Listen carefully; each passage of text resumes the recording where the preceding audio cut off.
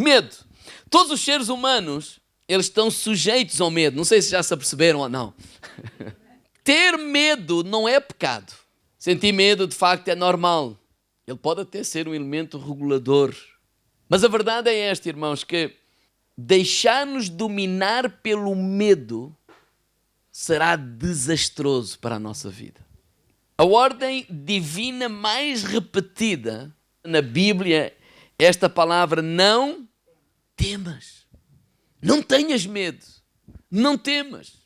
O apóstolo Paulo a falar a Timóteo, numa altura específica em que Timóteo estava a sofrer pressões da parte da própria igreja, a sofrer perseguições do mundo. Ele diz lá em 2 Timóteo, capítulo 1, versículo 7, olha, porque Deus não nos deu um espírito de medo, nem de timidez. Ele deu-nos um espírito de poder, de amor, de domínio próprio. A história que nós vamos percorrer hoje está em Juízes, no capítulo 6, para meditarmos sobre este tema um pouco, que é acerca do medo. Como vencer o medo? Vocês já ouviram esta frase de certeza? Coragem não é ausência de medo. É nós continuarmos a caminhar apesar ou independentemente do medo. Juízes capítulo 6 vai falar de um homem chamado Gedeão, de um jovem. E essa história está aqui no versículo 10 e 11, 12, etc. Mas no versículo 1, para contextualizarmos esta história, diz assim: porém os filhos de Israel fizeram o que parecia mal aos olhos do Senhor, e o Senhor os deu nas mãos dos medianitas por 7 anos. Quando a palavra de Deus diz os filhos de Israel fizeram o que parecia mal, quer dizer, eles desobedeceram a Deus. Mais uma vez Israel abandonou o Senhor. E sempre que esta expressão está no Velho Testamento, a maioria das vezes está relacionada com a idolatria. O povo deixou de confiar em Deus e começou a confiar noutros deuses. O povo deixou de adorar a Deus e começou a adorar outros deuses. O povo começou a seguir, a prestar louvor, adoração, ofertar, ajoelhar-se perante outros deuses. Tem a ver com idolatria. E neste caso, eles estavam a seguir Balaal, o Deus lá daquele povo que eles agora estavam. A segunda chamada de atenção é quando diz o Senhor os deu nas mãos dos medianitas. Algumas traduções dizem que o Senhor os castigou. A ideia que algumas pessoas têm é que Deus é assim um Deus vingativo. Ah é? Vocês abandonaram, então agora vão ver como é que é. Não, essa não é a ideia. Esse não é o coração. O que a permissão de Deus, olha, essa foi a vossa escolha, então olha, vão ficar aos vossos cuidados. E o propósito de Deus é nos despertar. Que às vezes essas tribulações ou adversidades, ou essa permissão de Deus, esse castigo de Deus, que no fundo é a permissão de Deus, possa nos alertar para quê? Para nós voltarmos para Ele e reconhecer que só Ele pode ser o Senhor e só Ele é aquele que verdadeiramente nos ajudará e nos protegerá contra todas as outras intempéries da vida. E foi isso mesmo que aconteceu. Versículo 6, saltamos para o versículo 6, diz assim Israel empobreceu muito por causa das presenças dos medianitas. Os medianitas os roubavam, eles semeavam e quando era a altura da colheita, os medianitas iam lá e roubavam a colheita. E eles empobreceram muito. Então os filhos de Israel clamaram ao Senhor. Esse é o propósito. A permissão de Deus às vezes na tua vida, não é? É para quê? Para nós nos voltarmos de novo para Ele. É para nós nos lembrarmos dEle. Esse é o amor de Deus, dizer, olha, volta. E foi isso mesmo que aconteceu. Eles começaram a clamar ao Senhor. E em resposta a esse clamor, Deus chama um jovem chamado Gedeão para liderar a nação neste tempo. E os juízes, na verdade, nós estamos aqui numa fase que é dos juízes, que é Deus levantava homens e muitas vezes mulheres para serem juízes da nação, liderarem a nação de Israel. Então, versículo 11, Juízes 6:11 diz assim: então o anjo do Senhor veio, assentou-se debaixo do carvalho que está em Orfa, que pertencia a Joás, e Gedeão, seu filho, estava malhando trigo no lagar para o salvar dos medianitas. Então o anjo do Senhor lhe apareceu e disse: o Senhor é contigo, varão valoroso. Diga ao lado: varão valoroso. Ou varoa. Noutras traduções diz: o Senhor é contigo, homem valente. Aqui uma nota de rodapé que eu quero chamar a atenção, porque o Espírito de Deus tem contendido comigo ao longo dos anos que a grande maioria das pessoas que Deus chamou sempre foram encontradas a trabalhar. Diga ao irmão lá: trabalhar. Era gente ocupada. Eu não vou dizer que eram todos, que ainda não descobri, ainda não fiz essa pesquisa, mas a grande maioria que Deus chama são pessoas ocupadas. Gedeão está com medo dos medianitas. Gedeão está a viver esse tempo e com medo, naturalmente, que ele tem sido roubado e eles têm empobrecido muito. Mas apesar do medo, ele ainda assim está lá escondido. Diz nos versos antes que eles fizeram buracos lá nas montanhas para se esconderem, e ele lá estava a malhar o trigo. Ele estava a fazer alguma coisa. E eu vejo isso em muitos lugares. Eliseu, quando foi chamado por Elias, ele estava lá na terra a lavrar a terra com a sua junta de bois. Por exemplo, Pedro, ele foi encontrado aqui a pescar, não tinha apanhado nada, mas estava a lavar as redes, porque ele foi encontrado a trabalhar. O Davi foi encontrado a fazer o quê? A tomar conta das ovelhas do seu pai. E quando nós percorremos a Bíblia, Deus sempre chama pessoas que estavam a trabalhar. E a pergunta é: estás a fazer alguma coisa? Eu não estou a perguntar se recebes. Há gente que trabalha e não recebe. Porque às vezes é esta mentalidade: então o que é que a irmã faz? Eu não faço nada, sou dona de casa. Trabalha mais que nós todos, se quiser. A casa parece que tem sempre qualquer coisa. É uma coisa que para mim é uma chatice. Há sempre qualquer coisa para fazer. A gente acaba de fazer alguma coisa, pronto, vamos sentar. Ainda está ali qualquer coisa. E se tiver 2 miúdos pequenos, então ao fim de 5 minutos, aquilo que você fez está desfeito. Então o melhor é sair de casa. Olha, vamos dar uma volta, deixa estar. Não, estou a brincar. Como é que Gedeão responde a esta chamada? Como é que Gedeão responde ao anjo do Senhor? Olha o versículo 14. Então o Senhor olhou para ele e disse: vai nesta tua força e livrarás Israel da mão dos medianitas. Porventura não te enviei eu? E ele disse: Senhor meu, como é que eu vou livrar Israel? Eis que a minha família é a mais pobre em Manassés, e eu menor na casa do meu pai. E o Senhor lhe disse: portanto, eu irei contigo, e tu ferirás os medianitas como se fossem um só homem. Irmãos, olha a cena. Gedeão está a malhar o trigo, escondido, com medo dos medianitas. Como é que Gedeão está? Com medo. E Deus lhe aparece e diz: Senhor é contigo, varão valoroso. E como é que ele responde? Qual é a imagem que ele tem de ele próprio? Varão valoroso, eu. Ponto de interrogação. Porque o anjo disse: varão valoroso. Ponto final. Varão valoroso, eu tiro só o ponto final, deixo lá estar o varão valoroso ao mesmo e meto um ponto de interrogação. Varão valoroso, eu? Não. Deve estar enganado no endereço. Não. Deram-te a porta errada. Olha, eu vou dizer porque é que não. A minha família é mais pobre. E eu sou o menor da minha casa. Eu sou o mais insignificante. Como que os outros filhos até podem fazer alguma coisa, mas a mim ninguém me liga. Ou seja, o que ele está a dizer é assim: não, isso não é verdade. Quantas vezes nós nos sentimos assim? Quantas vezes nós nos vemos assim? Quantas vezes nós olhamos para o espelho e quando vemos a nossa cara, essa é a imagem que nós temos de nós mesmos.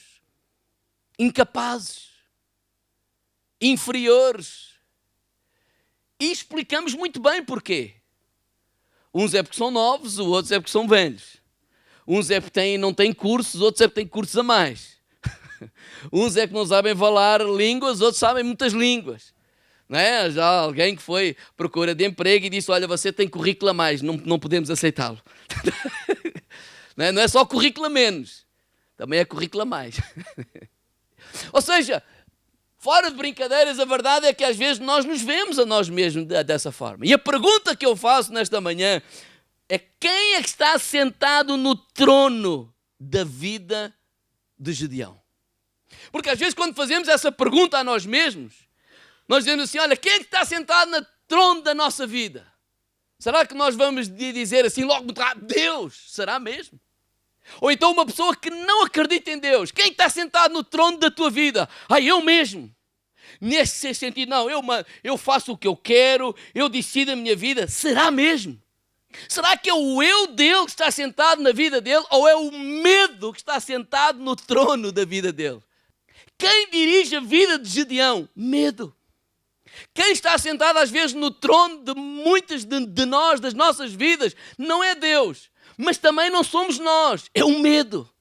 Vocês já ouviram afirmações assim?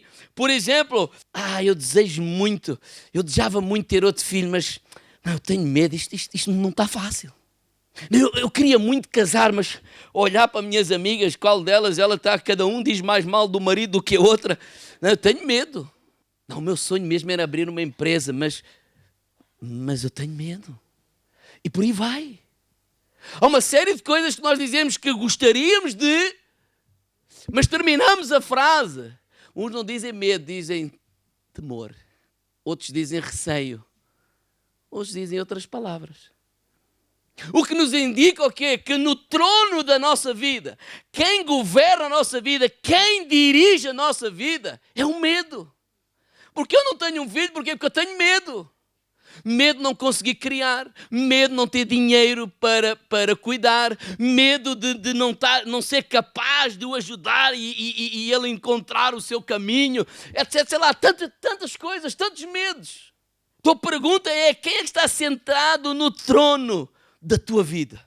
Eu gostava muito de emigrar, esse é o meu sonho, mas eu tenho medo. Não gosto nada do que eu faço, eu gostava de mudar de vida, mas eu tenho medo. E o medo, a verdade é que ele governa as nossas vidas. E o nosso eu serve o medo. Agora pensem assim: quando nós encontramos Jesus, nós dizemos: agora Jesus passa a governar.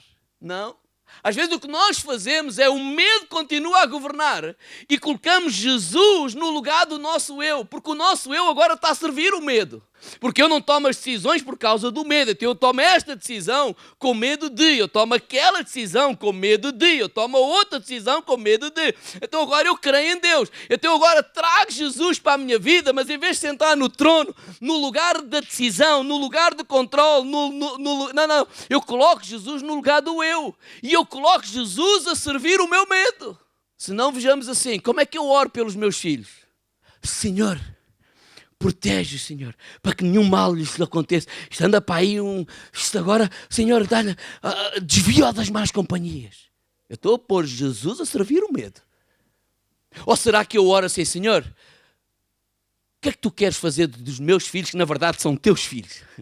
Que eu agora estou aqui com tempo com eles, com o propósito de prepará-los para aquilo que tu queres. Qual é a tua vontade? O que é que tu queres fazer deles? Para onde é que os queres enviar? Como é que nós oramos? Porque isso reflete: colocamos Jesus a servir o nosso medo, ou se Ele mesmo está no trono da nossa vida. Quando encorajamos os nossos filhos a tomar a decisão da carreira ou do curso, o que é que os encorajamos? A buscar a Deus a vontade dEle? Não, tens que ver o que é que dá dinheiro. Esta vida não está fácil. Isso não tem saída. Esquece isso. Vais ser um Zé Ninguém se entrares por aí. Então vamos orar. E vamos colocar Jesus a servir o nosso medo. Porque no fundo o medo da conjuntura, das circunstâncias, do país, do mundo, ele é que governa a minha vida. Então a pergunta mais uma vez é: quem é que está sentado no trono da tua vida? Pensa nisso. Quem é que está sentado? Como tirar o medo das nossas vidas? Quando lemos Juízes de novo, capítulo 6, versículo 12, o anjo do Senhor lhe apareceu a Gedeão e disse: o Senhor é contigo, varão valoroso. O Senhor é contigo. Não deixe agora que o medo fique sentado no trono, porque se o Senhor entrar, o medo tem que sair. Se o Senhor sentar no lugar do volante, no lugar da decisão, no lugar que decide para onde vai, o medo tem que sair desse lugar. Não vamos colocar o Senhor a servir o medo. Por exemplo, 1 João capítulo 4, verso 18, diz assim: no amor não existe medo, antes o perfeito amor lança fora o medo. No amor não existe medo, antes o perfeito amor lança fora o medo. E quem é o perfeito amor? É Jesus. Gedeão teve encontro com quem? Com Jesus. O Deus encarnado. O Deus que ainda ia se fazer homem. E que viria viver na terra e morrer na cruz do Calvário por cada um de nós. O que Deus está a dizer: não, o Senhor é contigo. Tu és varão valoroso, não é porque és o mais forte, és varão valente, ou homem valente. Não é que és o mais forte, o mais poderoso, não, é porque Deus é contigo. Ou seja, vamos colocar Deus no trono, no sentido, Ele é a decisão. Ele é a autoridade final da nossa vida. Não vamos colocar Deus a servir os nossos medos. Ai, medo disto, medo daquilo. Não, Deus, qual é a tua vontade? Qual é o teu propósito? Qual é a tua direção? Porque eu compreendo que eu estou aqui para cumprir a vontade e o propósito de Deus para a minha vida. A nossa vida é uma missão. Nós não estamos aqui apenas para ganhar dinheiro. Nós não estamos neste mundo apenas para consumir recursos. Nós estamos aqui para ser usados por Ele, para fazer a vontade dEle, para a glória dEle. E o caminho só é um. Ele tem que estar sentado no trono. Trono no lugar de decisão. Eu não decido por causa do medo. Eu não decido por causa daquilo que ganha dinheiro ou deixa de ganhar. Eu não decido por causa do que é mais fácil, como falámos a semana passada. Não, qual é a tua direção? Qual é a tua vontade? Qual é o teu propósito? Por onde é que tu me queres levar? É para aí que eu quero ir. Nós vemos isso na vida do apóstolo Paulo. Deus quer que eu vá para ali. E um profeta lhe disse: eu vejo que ali tu vais ter problemas. Ele não disse: não, olha, isso é errado, estás a ver mal. Não, ok, mas eu vou continuar. Eu vou continuar porquê? Porque essa é a direção. Porque esse é o propósito. E eu não vou desviar dos problemas ou das dificuldades ou da adversidade para ter uma vida mais fácil. Não, eu não vou colocar Deus a servir o medo. Eu vou colocar Deus no trono. E o medo vai ter que sair, porque Deus é o Senhor. Deus é o Senhor. O que é que acontece quando Cristo se senta no trono da nossa vida? Primeiro, nós temos uma revelação da sua presença. Olha o versículo 12 de novo. O anjo do Senhor lhe apareceu, diz: o Senhor é contigo. O Senhor é contigo. Ou seja, nós vamos ter, não é isso apenas aqui na minha cabeça: o Senhor é comigo. Não. Quando nós colocamos Deus no trono, há uma revelação que vem de Deus e nós vamos conhecer o Jesus, o Emmanuel, o Deus conosco. Então não importa as circunstâncias. Sim, às vezes as circunstâncias, elas não estão boas, elas estão más, mas ainda assim eu creio que todas as coisas contribuem para o bem daqueles que amam a Deus. Sim, às vezes eu estou a passar por tempos de dificuldade. Sim, eu não sei muito bem o que é que eu vou necessitar lá à frente, mas aquilo que eu creio e que eu sei é que aquilo que eu vier a necessitar, que ainda não sei hoje, o Deus, o Emmanuel, o Deus comigo, Ele vai trazer aquilo que eu verdadeiramente tiver a necessitar. A presença do Deus conosco. A presença do Deus conosco. Essa revelação cá dentro, dizer: não, eu não estou só, Deus está comigo. Não, mas isto está a subir. Não, mas aquilo está não sei o quê. Sim, tudo isso é verdade. Eu não vou omitir a realidade. Eu não vou dizer que agora, porque sou filho de Deus, não passo por dificuldade alguma e vou passar por um intervalo da chuva. Não, a chuva vai molhar, mas mesmo molhado, o Senhor é comigo. Mesmo na tempestade, quando ela se levanta, o Senhor é comigo. Mesmo quando eu estou na cova dos leões, o Senhor é comigo. Mesmo quando eu vou parar à fornalha, o Senhor é comigo. Deus é comigo. Deus é contigo. Quando nós sentamos Deus no trono, essa revelação vem ao nosso coração. Deus é comigo. Que nem aquela irmã na Segunda Guerra Mundial que eu li, esse testemunho num livro, né? Toda a gente estava a fugir, ela lá na Alemanha, não sei o quê. Então, irmã, não, eu vou-me deitar, porque o Senhor é comigo. Deus é comigo. Eu acordo aqui, eu acordo no céu, eu acordo no paraíso, ou seja, lá onde eu acordo, o Senhor é comigo. Diga ao meu lado: o Senhor é contigo. O Senhor é contigo, o Senhor é contigo. E agora sim, 1 João 4,4, filhinhos, vós sois de Deus e já tendes vencido, porque maior é aquele que está em vós do que aquele que está lá fora no mundo. Oh, será que nós podemos orar, Senhor, eu confio na tua liderança? Ou será que nós temos esta ideia que parece que a liderança do Senhor é sempre para me levar para lugares que eu não quero ir? Será que temos essa ideia? Ou será que podemos confiar? Será que temos aquela ideia que isto vai tudo correr como eu quero e tal, isto é como o gato, no fim cai tudo de pé? Não, Deus, independentemente qual seja a tua direção, eu confio nela, porque a tua vontade ela é perfeita, ela é agradável e ela é boa.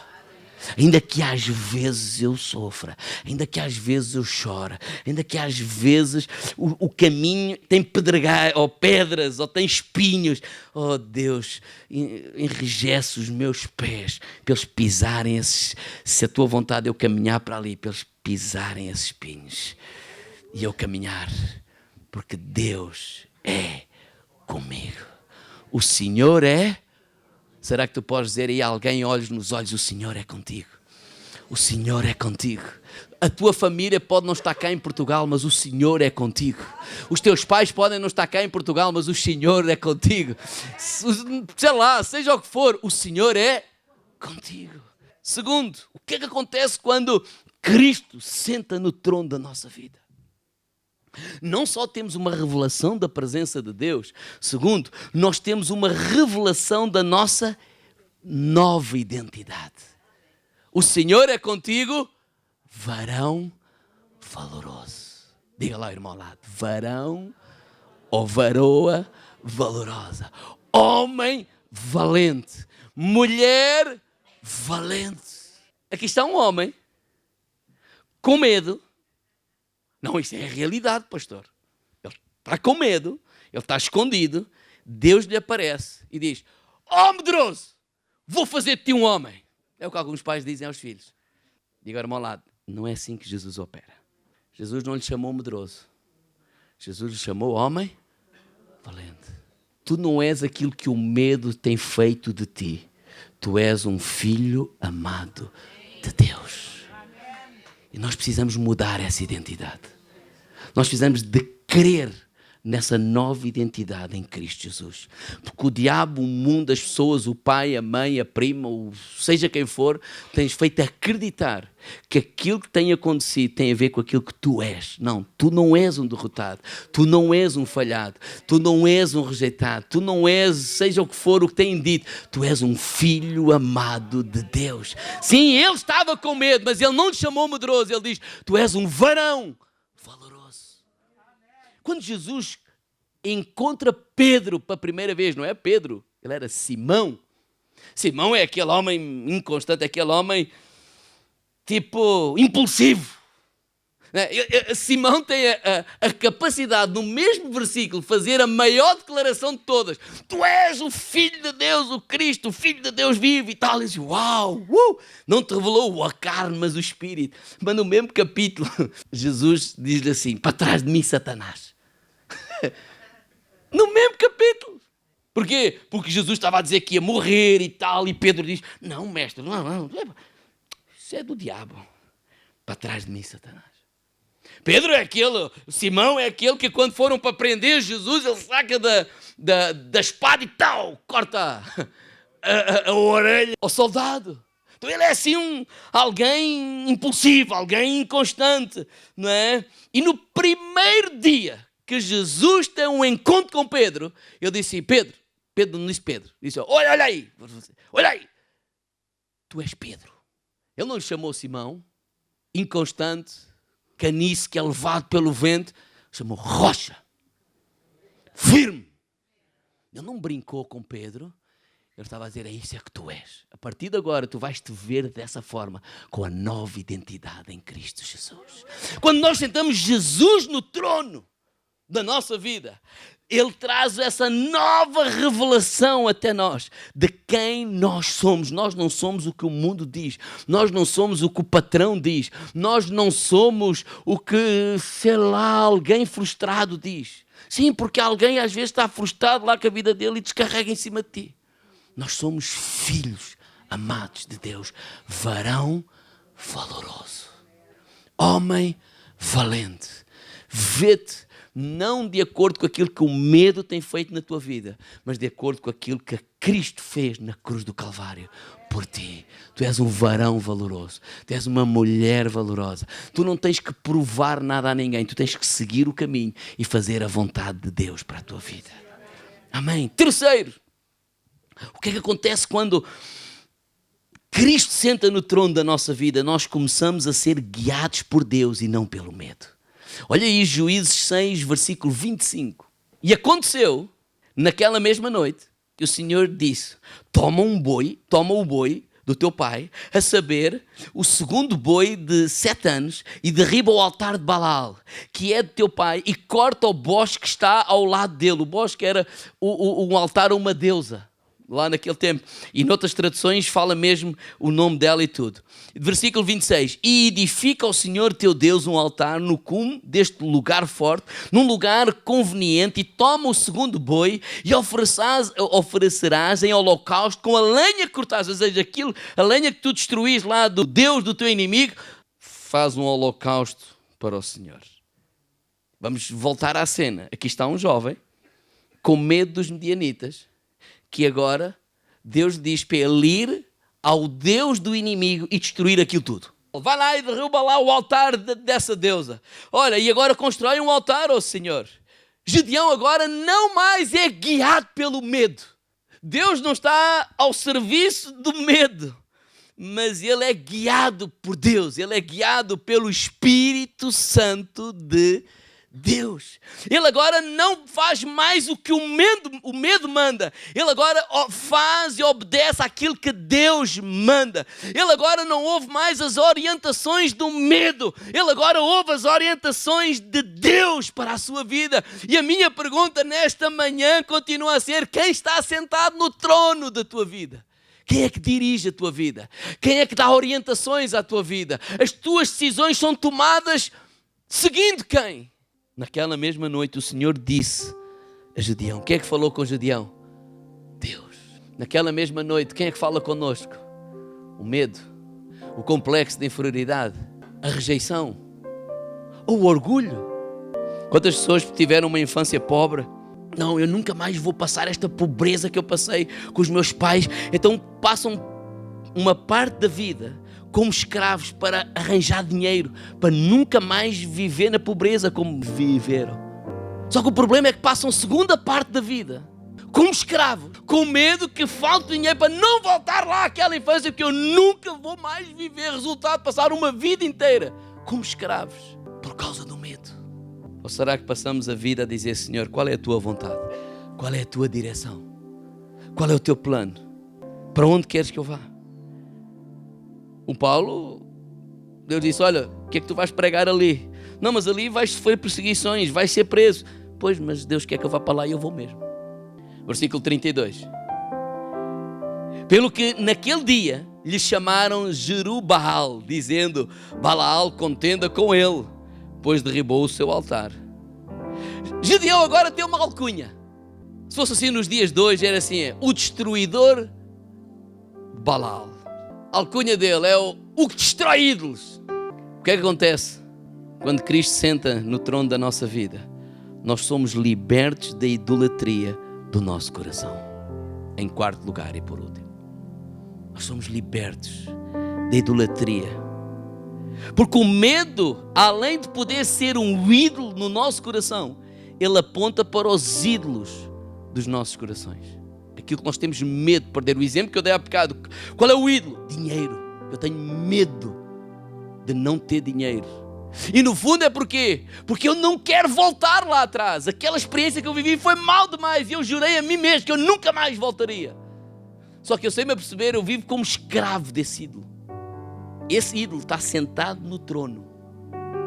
E eu coloco o meu eu ao serviço. E quando somos crentes, então colocamos Jesus ao serviço desse meu ídolo. O meu ídolo é um curso. O meu ídolo é uma boa vida. Então transmitimos isso aos nossos filhos. Não, tu tens que ser alguém.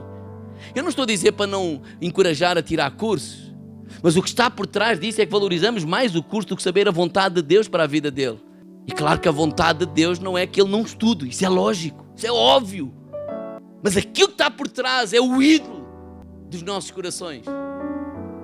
Mas quando Jesus senta no trono, nós somos libertos desses nossos ídolos e passamos a libertar outros dos seus ídolos. Começamos a olhar para as coisas para serem usadas, não para controlarem a nossa vida. Começamos a olhar para as coisas não como que sucesso é chegar e obter aquilo. Não, sucesso não é isso. Sucesso é cumprir a vontade de Deus. Se eu estou a viver um tempo em que eu posso usufruir disto e daquilo, glória a Deus. Mas por qualquer motivo eu perder alguma dessas coisas, eu não me vou perder, porque Ele continua sentado no trono da minha vida. O carro não é a minha identidade. A casa não é a minha identidade. Deixa-me falar de mim próprio. O tamanho da igreja não é a minha identidade. Ser pastor não é a minha identidade. Então eu não tenho que ter medo de perder nada disso. Na verdade, eu fui liberto disso. Algumas das coisas que eu digo hoje têm a ver com aquilo que Deus fez comigo. Quando eu digo assim, olha, a mim não me roubam nada. Se alguém vier e levar meia dúzia de crentes, eles não são meus. Isto não é sobre mim. Vocês chegam e dizem, ali está a igreja cheia, ou se estiver vazia, isto não é sobre mim, isto é sobre a minha carreira. Eu só vou pastorear quem Deus me dá. Se der 5, eu pastorei 5. Se der 50, eu pastorei 50. Se der 500, eu pastorei 500. Se der 5 mil, eu vou tentar fazer qualquer coisa. Mas isto não é sobre mim. Mas durante algum tempo era sobre mim. Durante algum tempo era isso que me movia. Não era por maldade. Era na minha sinceridade. Até que eu disse, não. Deus tem que estar no trono. Se eu pastorear, glória a Deus. Se eu não pastorear, glória a Deus. Ele continua sentado no trono. Nós precisamos ser libertos dos ídolos que prendem os nossos corações. O que é que tem prendido o teu coração? Oh, irmãos, não tem mal nenhum passar o Atlântico atrás de uma vida melhor, mas não faças do dinheiro, de trabalho, de uma melhor vida, nem a obtenção de coisas, o alvo da tua vida. Vais ser a pessoa mais infeliz deste mundo, ainda que muitos aparentam felicidade. Felicidade é nós cumprirmos o propósito de Deus. Há muitas coisas aí no mundo que são populares e são o que toda a gente diz, mas não significa que sejam de acordo com a palavra de Deus. O pastor é apologista da pobreza. Claro que não. Se eu puder ter o melhor, não vou ter o pior. Se eu puder conduzir o melhor, não vou conduzir o pior. Se eu puder vestir o melhor, eu não vou vestir o pior. É lógico. Mas a falta de não pode afetar o meu coração. Vocês estão a entender? As coisas são para ser usadas e abençoar as pessoas, e não as pessoas para ser usadas para a obtenção de coisas. E este mundo está um bocadinho ao contrário. Gedeão agora não só foi liberto dos seus ídolos, mas ele começa a ajudar outros a vencerem os seus ídolos. E vamos terminar lendo o versículo 22 e 24 em Juízes 6. Quando ele senta no trono da nossa vida, viu Gedeão que era o anjo do Senhor e disse-lhe, Gedeão, ai Senhor Jeová, que eu vi o anjo do Senhor face a face. Ele teve um encontro com Deus. Ele teve um encontro com o Cristo, que ainda ia morrer por nós. O Deus encarnado. Assim como João, lá em 1 João capítulo 4, ele teve um encontro com o Cristo, que já morreu por nós. E ele diz assim, porém o Senhor lhe disse, paz seja contigo, não temas, não morrerás. Então Gedeão edificou ali um altar ao Senhor e lhe chamou, Senhor é paz.